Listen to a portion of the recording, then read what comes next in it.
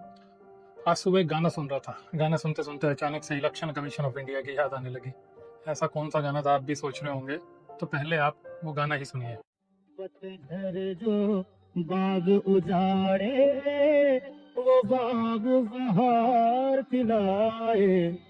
जो बाग बहार में उजड़े, उसे कौन खिलाए। ये हमारा देश 15 अगस्त 1947 को आज़ाद हुआ। लेकिन आज़ादी होती क्या है, अलग अलग टाइम में इसकी डेफिनेशन अलग अलग हो सकती है।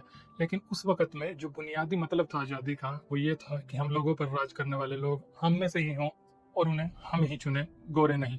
खैर, अंग्रेज चले गए। अब ऐसा तो था नहीं कि अपने आप ही लोग इलेक्शन में खड़े हो जाएंगे, अपने आप ही वोट डाल देंगे और एडमिनिस्ट्रेशन अपने आप ही चलने लगेगा। अब चलेगा कैसे, इसके लिए 25 जनवरी 1950 को एक कमीशन बनाया गया जिसको नाम दिया गया इलेक्शन कमीशन ऑफ इंडिया, यानी केंद्रीय चुनाव आयोग। इसका मेंशन कॉन्स्टिट्यूशन में आर्टिकल 324 में भी किया गया है, जिसमें इसकी जिम्मेदारी प्रधानमंत्री, राष्ट्रपति, उपराष्ट्रपति और मुख्यमंत्रियों के इलेक्शंस ट्रांसपेरेंटली कंडक्ट करवाना की गई है। इसी दिन को वोटर्स डे भी मनाया जाता है। इलेक्शन कमीशन एक ऑटोनोमस कॉन्स्टिट्यूशनल बॉडी है। इसका मतलब होता है ईसीआई को स्पेशल पावर दी गई हैं जिससे वो बिना किसी प्रेशर के, बिना मैनिपुलेट हुए इलेक्शन कंडक्ट करवा सके। इसका हेड एक आईएएस ऑफिसर होता है जिसको सेंट्रल गवर्नमेंट में सेक्रेटरी तक के लेवल पे काम करने का एक्सपीरियंस हो। उसे ही सीईसी यानी चीफ इलेक्शन कमिश्नर कहते हैं। इंडिया के पहले chief election commissioner Sukumar Sen थे। एक चीफ इलेक्शन कमिश्नर की पावर जानकर आप हैरान रह जाओगे। एक चीफ इलेक्शन कमिश्नर को 6 साल का टेन्योर मिलता है, या 65 साल तक की उम्र, जो भी पहले हो जाए। सीईसी इस टेन्योर के दौरान हटाया ही नहीं जा सकता। इसे हटाने के लिए पार्लियामेंट में इम्पीचमेंट मोशन लाना पड़ता है, जैसा कि किसी सुप्रीम कोर्ट के जज को हटाने के लिए करना पड़ता है। इसके टेन्योर के दौरान ना तो इसकी सैलरी अलाउंसेस कम किए जा सकते हैं और ना ही सर्विसेज कंडीशंस बदली जा सकती हैं। जिस स्टेट में इलेक्शंस होते हैं उस स्टेट का सारा administration, IAS, IPS, PCS, direct election commission के अंडर आते हैं। और ये अपनी मर्जी से किसी का भी ट्रांसफर कहीं भी कर सकता है, मतलब कि एकदम काइंड ऑफ एब्सोल्यूट पावर्स। कुछ मामलों में तो सुप्रीम कोर्ट के जज जैसी। इन तमाम पावर्स के बाद भी इलेक्शन कमीशन कॉन्स्टिट्यूशनल फ्रेमवर्क के अंडर रहकर काम करता है। ऑब्वियसली करेगा भी, because constitution is the supreme. मगर काम भी सिंपल है। सबसे पहला तो सही इलेक्टोरल रोल्स बने। इलेक्टोरल रोल्स मतलब मतदाता सूची, जिसमें आपके हमारे नाम लिखे होते हैं जब हम वोट डालने जाते हैं, तो आपने देखा भी होगा। दूसरा, वोटिंग ट्रांसपेरेंटली और सेफली हो, मतलब कोई धांधली ना हो, कोई दंगा फसाद ना हो। तीसरा, कैंडिडेट्स और political parties model code of conduct को फॉलो करें, जिसे हिंदी में कहते हैं आचार संहिता। यानी पॉलिटिकल पार्टीज और कैंडिडेट्स का बिहेवियर कैसा हो, इसके लिए इलेक्शन कमीशन ने कुछ रूल्स रेगुलेशन बना रखे हैं, उन्हीं को बोलते हैं कोड ऑफ कंडक्ट। और ये सब सिर्फ होना ही नहीं चाहिए, बल्कि होते हुए दिखना भी चाहिए। Transparent, authentic and logical. और आज की तारीख में यहीं आकर इलेक्शन कमीशन फेल होता दिख रहा है। इसकी क्रेडिबिलिटी और प्रेस्टीज आजादी के बाद से अभी तक सबसे निचले लेवल पर है। हाल ही में leader of opposition Rahul Gandhi ने ईसीआई के कंडक्ट पर कुछ सीरियस और पर्टिनेंट क्वेश्चंस उठाए। उन्होंने 2019 इलेक्शन में कर्नाटका की महादेवपुरा कॉन्स्टिट्यूएंसी में वोटर रोल्स में गड़बड़ होने के एलिगेशन लगाए। उन्होंने कहा, महादेवपुरा सीट में एक 10 बाय 10 के कमरे में 80 वोटर्स रजिस्टर्ड थे।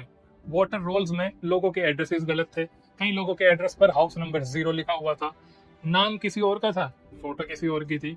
एक ही वोटर के कई बार नाम थे। एक ऐसा वोटर भी था जो 2-3 स्टेट्स में वोट डाल चुका था। लेकिन इन सब का जवाब देने के बजाय चीफ इलेक्शन कमिश्नर कहते हैं कि लीडर ऑफ अपोजिशन एक एफिडेविट पर लिख कर दें कि चुनाव में ये गड़बड़ियां हुई हैं, तो हम इसकी जांच करेंगे। मतदाता सूची मांगने पर election commission voter roll searchable format देने की बजाय एक कागजों का ढेर पकड़ा रहा है। सर्चेबल का मतलब होता है कि आप इलेक्शन कमीशन ऑफ इंडिया की वेबसाइट पर गए, Ctrl+F दबाया कीबोर्ड में और अपना नाम सर्च कर लिया। ये वाली इंफॉर्मेशन डालने की बजाय election commission of India scanned photographs डाल रहा है। मतलब अगर आपको अपना नाम ढूंढना है तो 1 बाय 1 हर एक पेज पर जाओ और अपना नाम पढ़ो। अगर आपका नाम मिल गया तो गनीमत है। अभी रिसेंटली बिहार में चुनाव आयोग ने 65 लाख लोगों के नाम बिना कोई क्लियर रीजन दिए काट दिए और सर्चेबल वोटर रोल्स देने से भी मना कर दिया। जब ये मामला सुप्रीम कोर्ट गया तो सुप्रीम कोर्ट ने इलेक्शन कमीशन ऑफ इंडिया को डायरेक्शन दिए कि जिन लोगों के नाम हटाए गए हैं उनका नाम हटाने का रीजन समेत वोटर रोल्स को ईसीआई की वेबसाइट पर सर्चेबल फॉर्मेट में डालो। वोटर रोल्स में मिली जिन भी गड़बड़ियों को लीडर ऑफ अपोजिशन ने रेज किए हैं, अगर वो सच हैं तो उनसे इलेक्शन रिजल्ट इजीली मैनिपुलेट किया जा सकता है। लेकिन इलेक्शन कमीशन ऑफ इंडिया है कि मानने को तैयार ही नहीं है। इलेक्शन कमीशन ऑफ इंडिया इससे भी इनकार कर रहा है कि इलेक्ट्रॉनिक वोटिंग मशीन की जगह पर्चियों का इस्तेमाल हो वोटिंग के लिए। और तो और वो वीवीपैट मशीन से निकली 100% स्लिप्स की काउंटिंग से भी मना कर रहा है और इसके लिए कोर्ट में एक लीगल बैटल भी लड़ रहा है।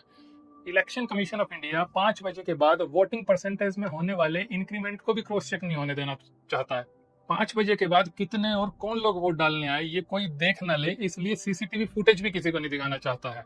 पहले सीसीटीवी फुटेज को 90 दिन तक सेव करके रखा जाता था ताकि इस बीच इसे कोई भी देख सके शक के आधार पर।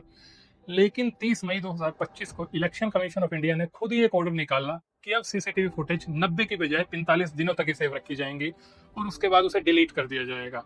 जब राहुल गांधी ने उनसे सीसीटीवी फुटेज मांगे तो ईसीआई का जवाब सुनिए।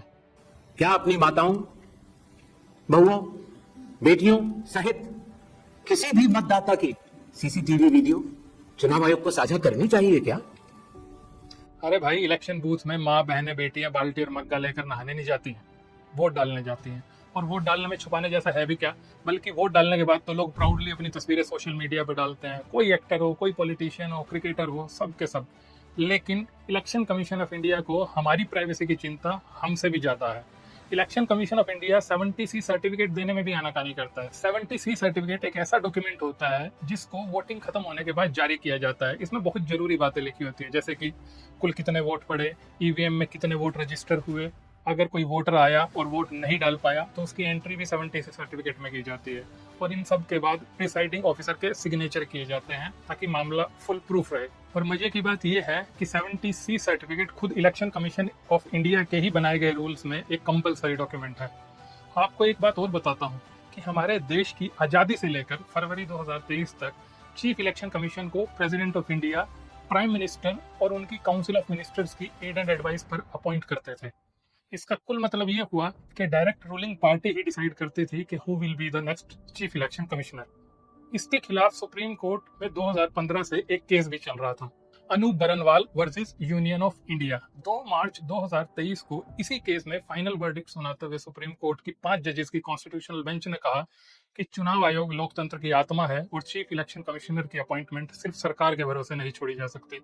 सुप्रीम कोर्ट ने कहा कि जब तक चीफ इलेक्शन कमिश्नर की अपॉइंटमेंट के लिए कमेटी नहीं बनती तब तक इस पर भरोसा नहीं किया जा सकता। और उन्होंने एक कमेटी बनाने के आदेश भी दिए, जिस कमेटी में 3 मेंबर होंगे, prime minister of India, leader of opposition और चीफ जस्टिस ऑफ इंडिया खुद। इस फैसले के आते ही अचानक से केंद्र सरकार लोकतंत्र की आत्मा को बचाने के लिए हाइपर एक्टिव हो गई और ठीक 5 महीने बाद यानी अगस्त 2023 में पार्लियामेंट में एक बिल लेकर आई जिसका नाम था the chief election commissioner and other election commissioners appointment, conditions of service and terms of office bill 2023। इस बिल में उन 3 मेंबर्स की कमेटी से चीफ जस्टिस ऑफ इंडिया को हटाकर पीएम के द्वारा नॉमिनेटेड एक मिनिस्टर को ऐड कर दिया गया। मतलब अब 3 मेंबर्स में से 2 लोग सरकार के होंगे। अब आप खुद ही समझ लीजिए कि इस कमेटी से निकला चीफ इलेक्शन कमिश्नर न्यूट्रल होगा या किसी की पसंद का। इन सबसे एक एवरेज माइंड का बंदा भी कंक्लूड कर सकता है कि खेल क्या चल रहा है। चुनाव आयोग कोई मशीन नहीं है, गलती किसी से भी हो सकती है, लेकिन उस गलती को एक्नॉलेज करके सुधारा भी जा सकता है।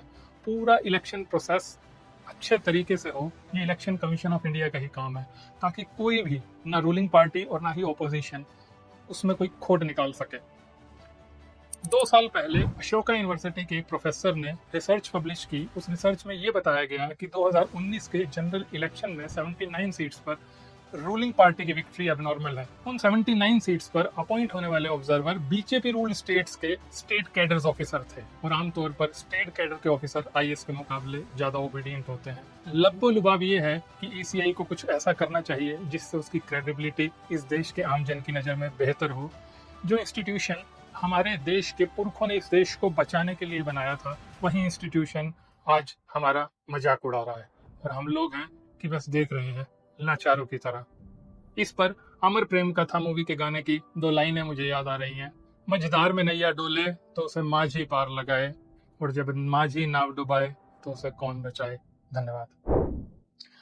नमस्कार दोस्तों, मेरा नाम है विपिन सरोहा और आप देख रहे हैं हमारा official YouTube channel Vipin Saroha YT। अगर आपको हमारा ये वीडियो जरा सा भी इंफॉर्मेटिव लगा हो तो प्लीज इस वीडियो को लाइक कीजिए और अपने दोस्तों के साथ शेयर कीजिए, क्योंकि YouTube का एल्गोरिदम इस तरीके से डिजाइन है कि आपके लाइक और शेयर करने से वो इस वीडियो को लार्जर ऑडियंस तक पहुंचाता है। और हाँ, हमारा official YouTube channel Vipin Saroha YT subscribe करना ना भूलिएगा, क्योंकि अभी ऐसा और भी informative stuff on the way है। Thank you.